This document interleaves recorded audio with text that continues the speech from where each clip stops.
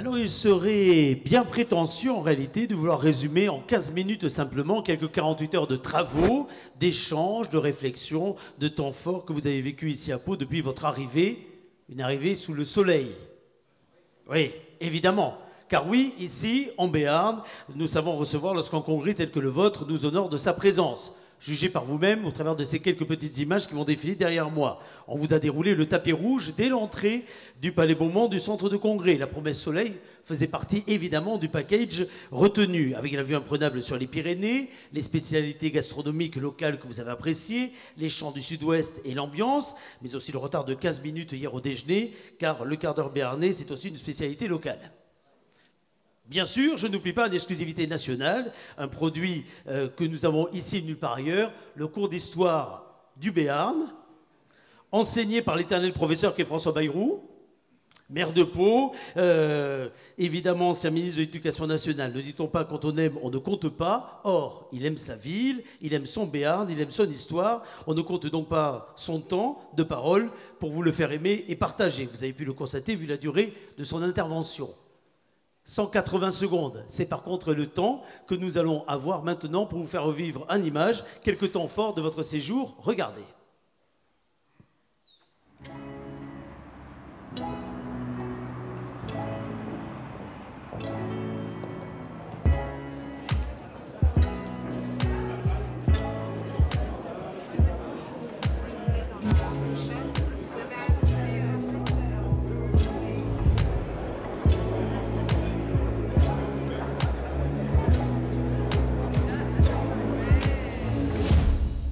Les journées nationales sont très importantes pour notre fédération car elles nous permettent de nous rencontrer, d'échanger, de tisser des liens d'amitié et de matérialiser la réalité de notre fédération. Nous sommes solidaires et nous avons besoin, dans l'exercice de nos responsabilités, de pouvoir le montrer matériellement.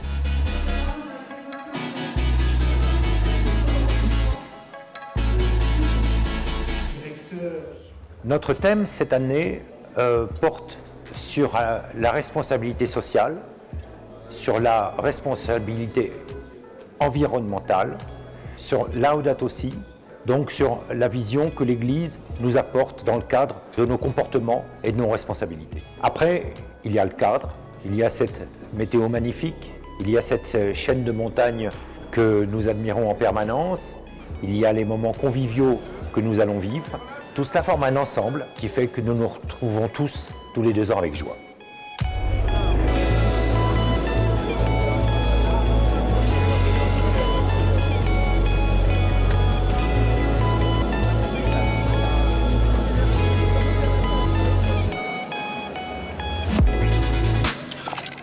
Ces journées nationales sont importantes parce que nous accompagnons donc toute l'année les chefs d'établissement et les parents d'élèves dans l'organisation de la gestion d'un établissement.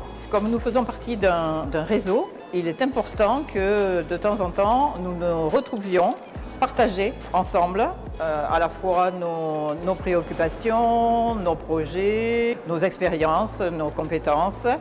Et tout ça dans un climat de fraternité, de convivialité. C'est le sens que nous avons essayé de donner à nos journées nationales.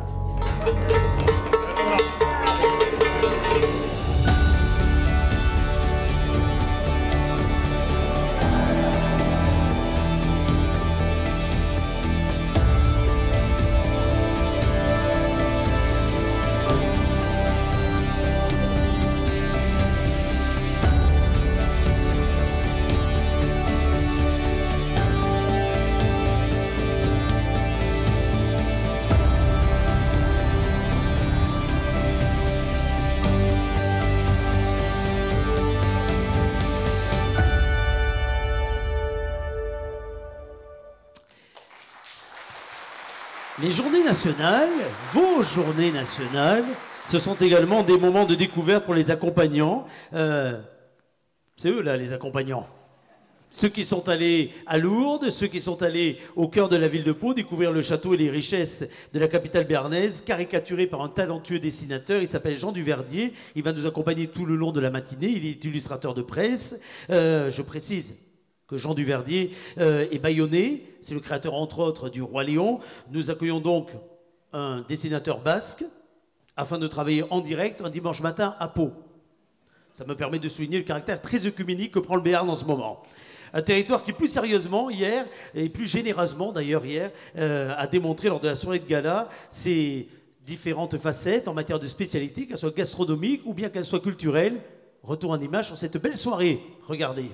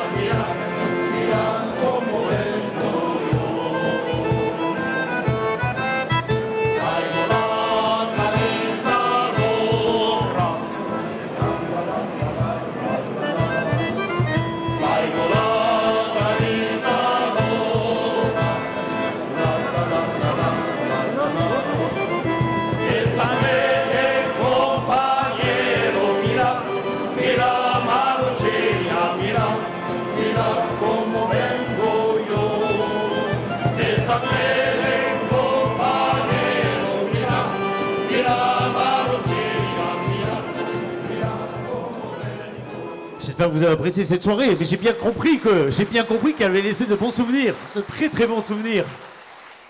Alors, organisé cette année autour du thème fédérateur partagé pour avancer ensemble, ces 35e journées nationales se sont tout d'abord ouvertes vendredi par le partage d'une révélation, celle de votre nouvelle image, dont voici résumé les principales caractéristiques.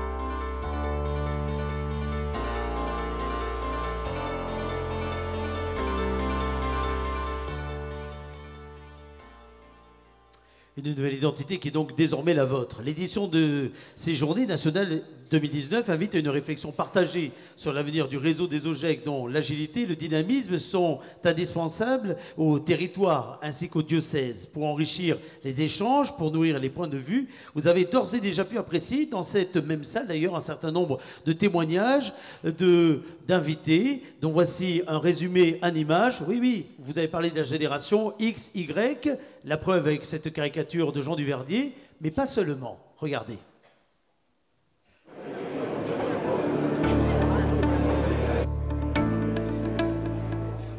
Mon objectif, c'était donc de faire connaître, si vous voulez, les générations Y et Z, qui sont les futurs présidents d'OGEC, en fait, et qui aussi sont probablement des futurs membres des conseils d'administration des OGEC. Les comprendre parce que très souvent, en effet, on est sur des incompréhensions et donc ce qui génère soit des stéréotypes, soit des crispations.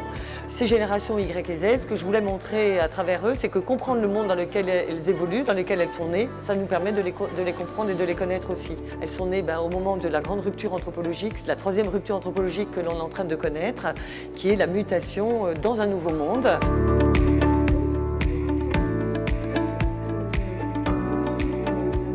Quand on parle de mutation anthropologique, on parle de représentation du monde, d'une nouvelle manière d'appréhender l'espace, le temps, d'appréhender les savoirs, la circulation de l'information, mais aussi de notre relation au monde, notre relation à soi et notre relation aux autres.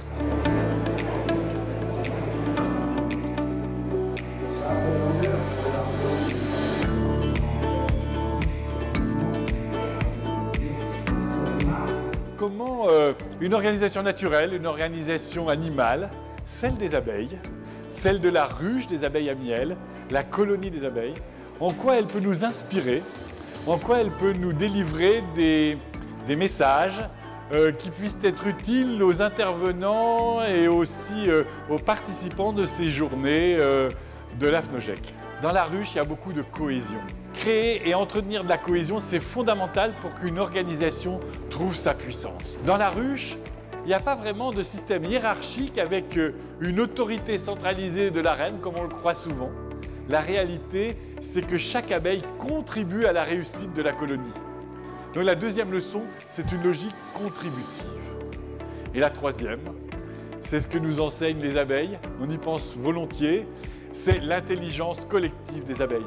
La leçon que j'ai tirée de cette fréquentation de ces petites bestioles étonnantes qui nous donnent bien plus que le miel, c'est que la réussite solidaire est plus importante que l'exploit solitaire.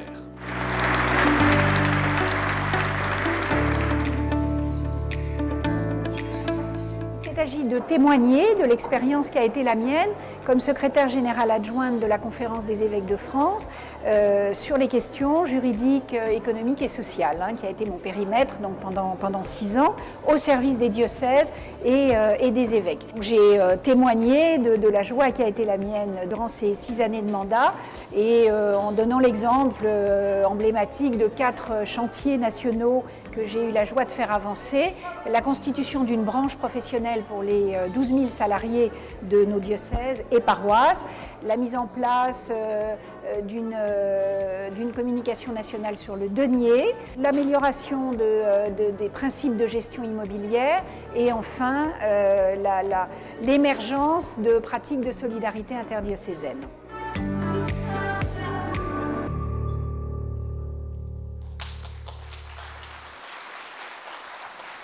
Ah oui, des conférences qui ont su piquer votre curiosité. Le dessin est bien senti, le dessin est bien senti.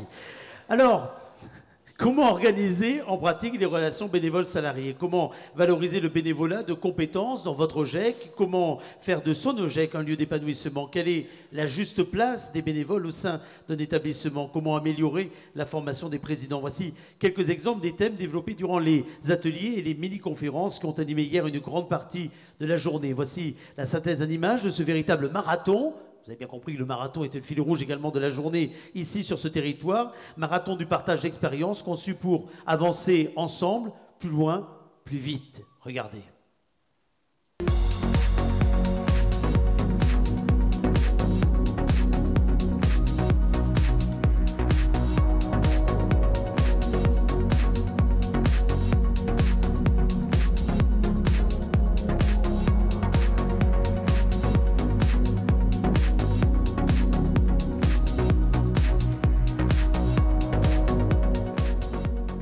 Bénévole en fait a une place importante dans les établissements et simplement pour que chacun puisse se rendre compte de la place qu'il occupe et puisse éventuellement puisse se rendre compte finalement qu'ils font beaucoup d'heures dans nos écoles et que l'on puisse imaginer notre objectif à nous, c'était d'imaginer un kit pour permettre à ces personnes de comptabiliser le nombre d'heures de présence, comptabiliser le temps qu'ils prennent, toutes les dons de leur temps puisqu'ils sont bénévoles, donc ils font des heures pour aider au bon fonctionnement de l'établissement.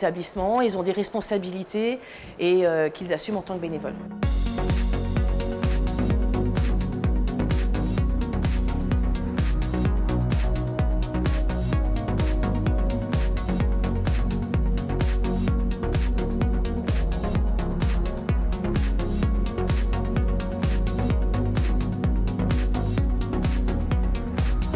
Moi, je proposais un atelier sur la visée éducative de l'enseignement catholique, c'est-à-dire pourquoi est-ce qu'on est là, pourquoi est-ce qu'il y a un enseignement catholique, en vue de quoi et selon quel chemin. Et donc là, j'étais résolument dans une perspective de Laudato Si, de ce qu'on appelle généralement l'écologie intégrale ou le développement intégral de la personne. Et donc c'était de montrer comment, à partir de la porte d'entrée de la personne, qui est la porte d'entrée du statut de l'enseignement catholique, de la dignité de la personne, comment à partir de là, chacun veut être heureux, comment est-ce qu'on peut être heureux avec des gens qui sont différents de nous, hein, avec la place des émotions, des besoins, et de prendre conscience que quand on travaille avec d'autres, eh bien, parfois c'est difficile, on n'y arrive pas, c'est compliqué, on a des émotions désagréables. Donc comment est-ce qu'on va réussir à définir des règles nouvelles, autres, différentes, pour pouvoir faire de la place à chacun, et comment ces relations, voilà, doivent s'inscrire aussi dans une visée éducative qui permet aux jeunes de construire un monde qui va être plus fraternel, plus en paix. Donc redire qu'une école, elle est là pour former les citoyens de demain.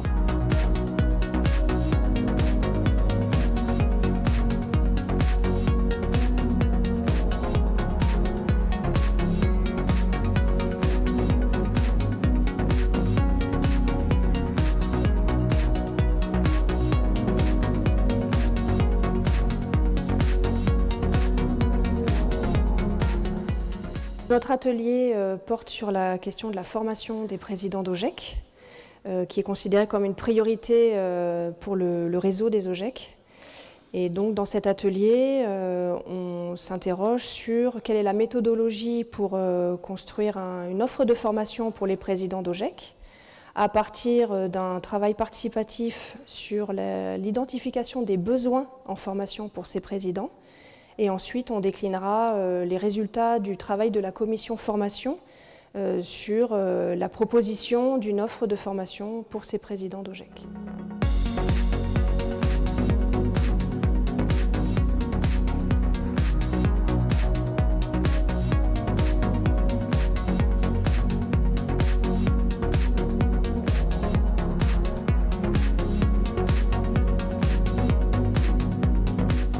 Il s'agissait de donner une conférence tout d'abord sur la cohésion au sein des institutions d'enseignement, également sur le fait de vivre les valeurs partagées, mais de les vivre tous, hein, de les incarner, travailler aussi sur le bien-être au travail, afin de créer une plus-value, une valeur ajoutée pour toutes les parties prenantes, à commencer par les enfants, les adolescents, les familles, et puis aussi les enseignants, bien sûr, et les dirigeants. Quelques-uns des ateliers qui ont été animés hier par des personnes que vous pouvez applaudir d'ailleurs, parce que l'on fait avec évidemment beaucoup de conviction, beaucoup de passion, beaucoup de professionnalisme. Avant d'accueillir Pascal Balman, le secrétaire général de l'enseignement catholique, dans quelques instants, pour une conférence durant laquelle il invitera à ouvrir à tous les niveaux une culture de la responsabilité partagée, je vous propose d'entendre au préalable les propos d'Olivier Pelot. Olivier Pelot est cofondateur et président de l'association Talentéo, dédiée à l'accompagnement par des coachs bénévoles de prêtres, évêques, religieux, afin de renforcer leur vision et le gouvernement pastoral. Quels essentiels ce philosophe de formation, aujourd'hui consultant spécialisé en stratégie et en transformation, retient-il des travaux de ces 2 jours? Il a répondu à vos questions, chère Nathalie. Nous allons voir la synthèse de ces travaux et sa vision finalement de l'importance de ceux-ci. On l'écoute. Quels sont les essentiels, vous qui nous avez suivis, à retenir? Avec quel message, finalement, on doit repartir pour continuer cette dynamique qui est en route déjà, mais qui s'est accentuée depuis ce week-end? Je crois que, en fait, le défi fantastique que vit l'enseignement catholique et donc les OGEC, c'est d'inventer une éducation au service des jeunes avec le Christ au centre. Et donc ça demande une audace incroyable. Et les présidents d'OGEC ont un rôle qui est incroyable pour réaliser ça. C'est à la fois de tenir la bourse, de bien gérer, et à la fois d'oser des prises de risques, d'oser cette créativité pour imaginer parfois des classes, des modalités pédagogiques qui seront nouvelles, qui n'existent peut-être pas, mais qu'il va falloir inventer. Voilà. Et il y a des superbes exemples que vous avez évoqués durant le congrès, que ce soit le campus de la transition par exemple, mais beaucoup d'autres. Et on voit qu'avec les témoignages sur la pollinisation, comment partager, comment oser la confiance, on voit qu'aujourd'hui, il y a des attentes majeures en termes de management, de leadership, qui est de ne plus être dans une logique purement verticale, un seul décide, tout doit être exécuté. On voit qu'on crée des communautés, finalement, avec une vraie co-responsabilité. Tout ça, ça implique en particulier un élément majeur, qui est d'une part de dire le management à lui seul ne suffit pas, la vision pastorale est majeure, est nécessaire. Et à l'inverse, la vision pastorale est très importante, mais elle ne se suffit pas. On a besoin d'une vraie compétence managériale. On a besoin des deux. Ça, c'est un élément. Et pour ça, le lien entre le chef d'établissement et le président d'OGEC est vraiment essentiel. Et donc, comment travailler cette relation de confiance? Chacun est dans sa compétence, dans sa responsabilité, chacun se respecte et à la fois chacun est engagé. Et on voit bien que c'est jamais qu'une bonne intention, parce qu'en général, on a tous une bonne intention. Je connais personne qui dit, moi, non, j'ai pas envie. Bien sûr, tout le monde a envie de créer une belle relation avec le chef d'établissement, avec le président d'OGEC, sauf que ce n'est pas évident. Voilà, parce qu'on fonctionne différemment, on a des modes de pensée différents. Donc, ça demande un vrai travail et ça demande du temps. Et souvent, ce qui se passe, c'est qu'on passe notre temps, parce qu'en général, le président d'OGEC, chef d'établissement, il se voit quand même assez régulièrement. Mais souvent, on parle de l'activité, des projets, de la gestion, on parle de tout ça. Mais est-ce qu'on parle de notre relation? Ton besoin à toi, c'est quoi? Ah, bah, c'est que tu m'écoutes, c'est que tu n'ailles pas trop vite. Mon besoin à moi, bah, c'est que tu comprennes aussi que j'ai des responsabilités, etc. Vous voyez, c'est ce qu'on appelle de la métacommunication. On parle sur notre relation. Ça, c'est la clé d'une bonne relation qu'on trouve chez des grands dirigeants, mais aussi dans un couple. C'est comment, finalement, on va faire en sorte que cette relation se construise, se nourrisse de confiance et de collaboration. Alors, vous parliez d'un changement de paradigme, d'une nécessité, peut-être d'une urgence, et moi je l'entends comme étant un peu contradictoire avec tout ce que vous dites à côté, c'est-à-dire d'avoir le temps, de prendre le temps de la relation. Comment faire? C'est justement, quand les structures, les projets vont vite, il faut précisément prendre le temps de la relation, parce que quand on aura construit une relation, alors les projets vont aller vite et seront efficaces. Mais si on veut aller trop vite en négligeant la qualité de la relation, alors il y aura des bugs, ça va prendre du temps parce qu'il y aura des blocages, des malentendus, et il faudra faire des rétropédalages. Donc voilà, donc effectivement, plus on veut aller vite, plus il faut investir du temps dans la relation et en amont dans la vision partagée. Vous applaudissez Olivier Pelleau pour le temps qu'il a accordé à vos travaux, au travers de cette interview. Bien, là je vais reprendre mon costume pour une fois du local de l'étape. Ça ne m'arrive pas souvent, donc pour une fois que je joue à domicile, je vais en profiter. Nous sommes à quelques heures de la clôture de cet événement. Alors, est-ce que vous avez déjà en tête les mots que vous allez emporter comme souvenir, ou bien comme piste de réflexion d'ailleurs, à l'issue de celui-ci? Qu'allez-vous choisir? L'audace, la confiance, l'innovation, l'échange, la coopération, l'engagement? Quelle que soit la réponse personnelle que vous allez apporter à cette question, je connais de mon côté celle des équipes de production, celle que je dirige, celle du Palais Beaumont, qui sont ici même, qui ont eu le privilège de vous accueillir.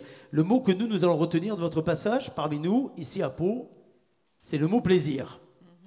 Le plaisir, celui que nous avons ressenti à travailler aux côtés de vos équipes, de votre organisation, à votre contact, très agréable, il faut bien le préciser. Le plaisir, celui que je l'espère vous ressentirez de nouvelles fois en revenant nous voir ici, dans cette région. Vous serez toujours, sachez-le, les bienvenus ici, en Béarn. Et je vous fais une promesse, de Béarnais, ça sera toujours avec le soleil, évidemment. Bonne fin de travaux, merci beaucoup. Merci Eric Dournès, merci.